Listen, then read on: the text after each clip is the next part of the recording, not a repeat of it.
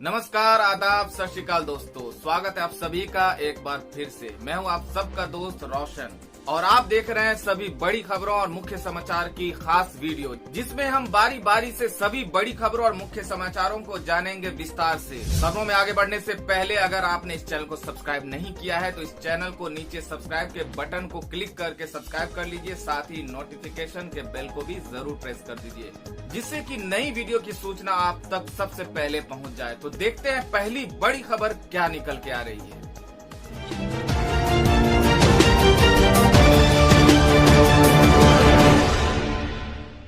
दोस्तों, इस वक्त की पहली बड़ी खबर निकल के आ रही है कि समाज में नफरत फैलाने के आरोप में रिपब्लिक टीवी के एडिटर अर्नब गोस्वामी के खिलाफ नागपुर में एफआईआर दर्ज।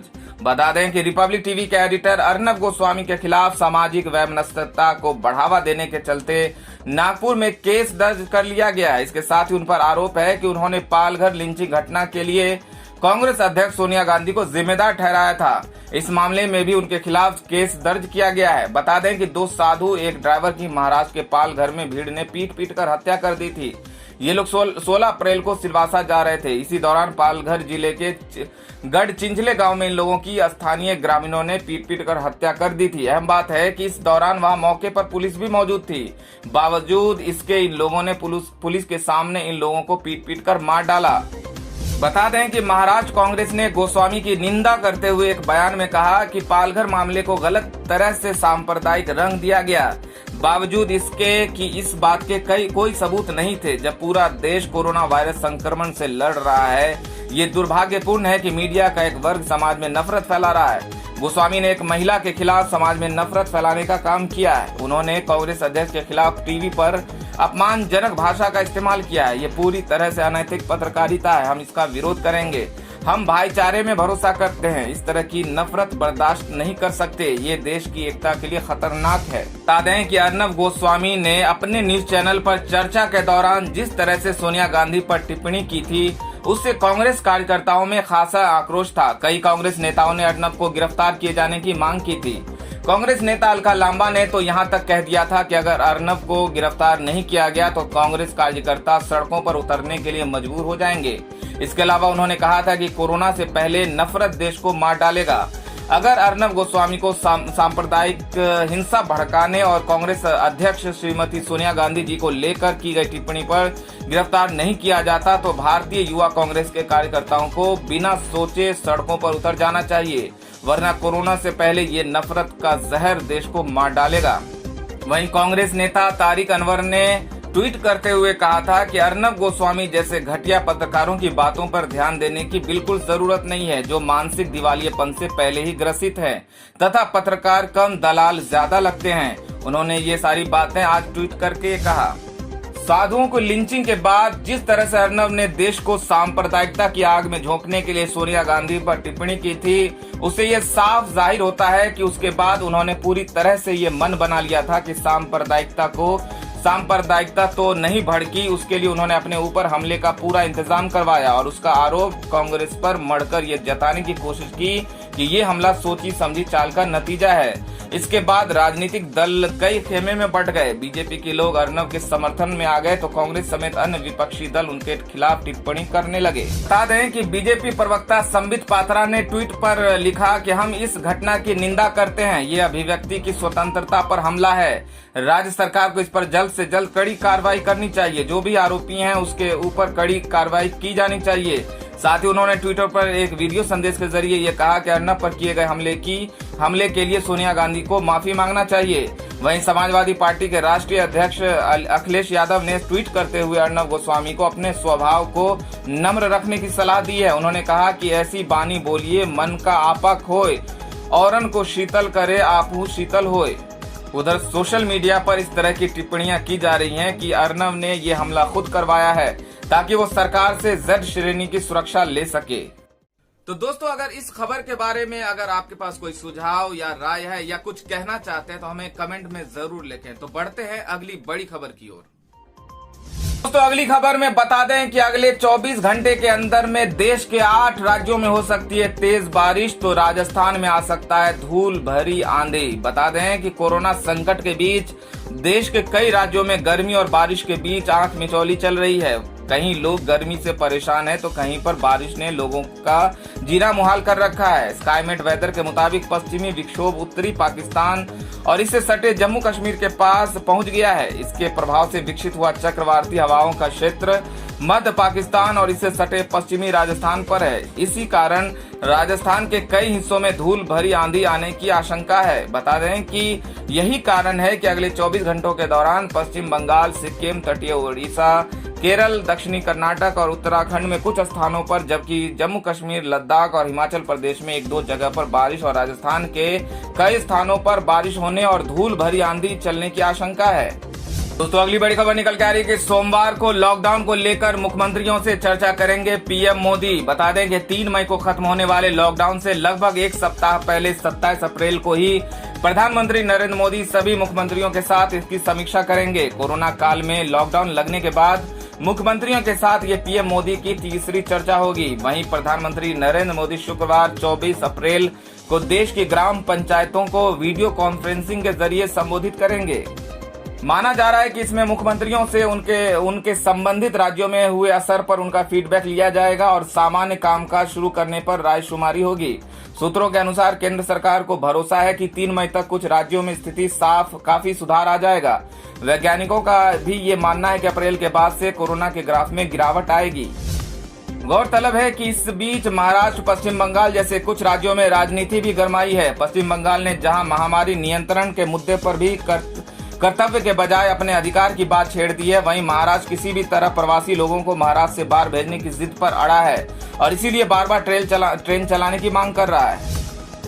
सूत्रों की मानी जाए तो 3 मई के बाद सार्वजनिक यातायात शुरू करना तो मुश्किल होगा, लेकिन रेड जोन को छोड़कर बाकी में अंतर्राज्यीय या अंतर जिला परिवहन की इजाजत दी जा सकती है। ऐसे में उद्योग जगत के लिए भी राहत बनेगी। बहरहाल ये फैसला राज्यों से विचार विमर्श और आखिरी समय तक स्थिति का आकलन करने के बाद ही लिया जाएगा। दोस्तों, अगली बड़ी खबर निकल के आ रही है कि स्वास्थ्य कर्मियों पर हमला बर्दाश्त नहीं, जुर्माने के साथ 7 साल की सजा का प्रावधान, केंद्र का बड़ा ऐलान। बता दें कि तमाम अनुरोध और एडवाइजरी के बावजूद स्वास्थ्य कर्मियों पर हो रहे हमलों को रोकने के लिए केंद्र सरकार ने इसे गैर जमानती अपराध की श्रेणी में डाल दिया है।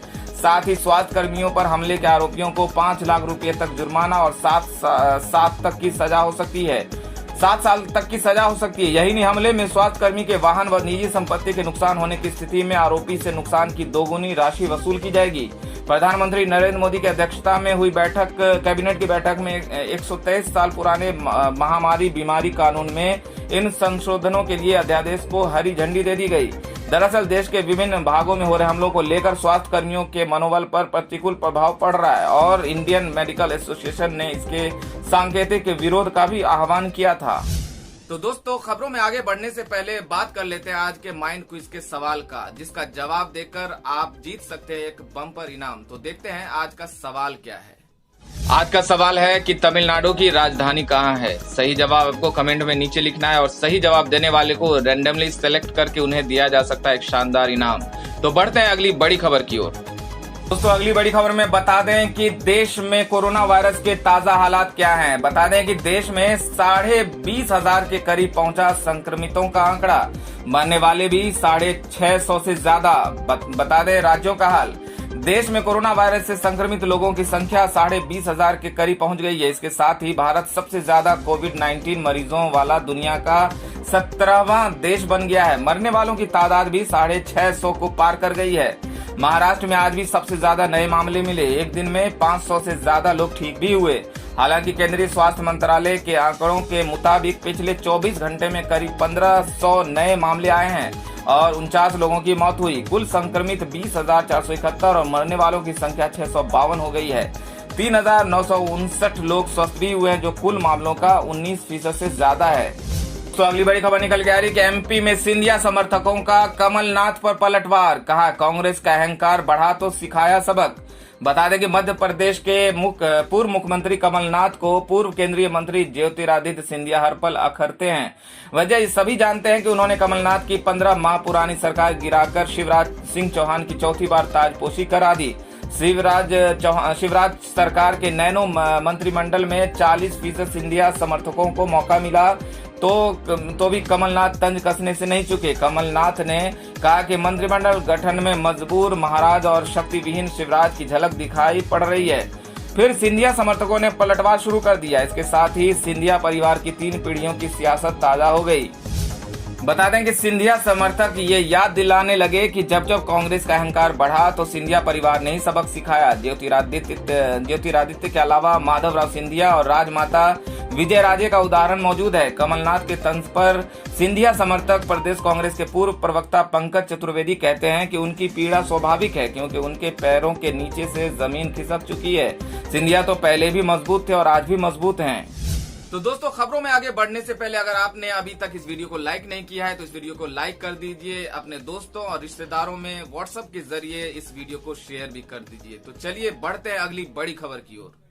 दोस्तों, अगली बड़ी खबर निकल के आ रही है कि कई पत्रकारों के कोरोना संक्रमित होने पर सूचना प्रसारण मंत्रालय ने जारी की एडवाइजरी। बता दें कि कई पत्रकारों और मीडिया कर्मियों के कोरोना से संक्रमित होने के मामले सामने आने पर सूचना एवं प्रसारण मंत्रालय ने बुधवार को प्रिंट मीडिया और इलेक्ट्रॉनिक मीडिया के लिए एक एडवाइजरी जारी की है। इसमें कोविड-19 से जुड़ी खबरों के कवरेज करने वाले सभी पत्रकारों से सावधानियां बरतने की अपील की गई है।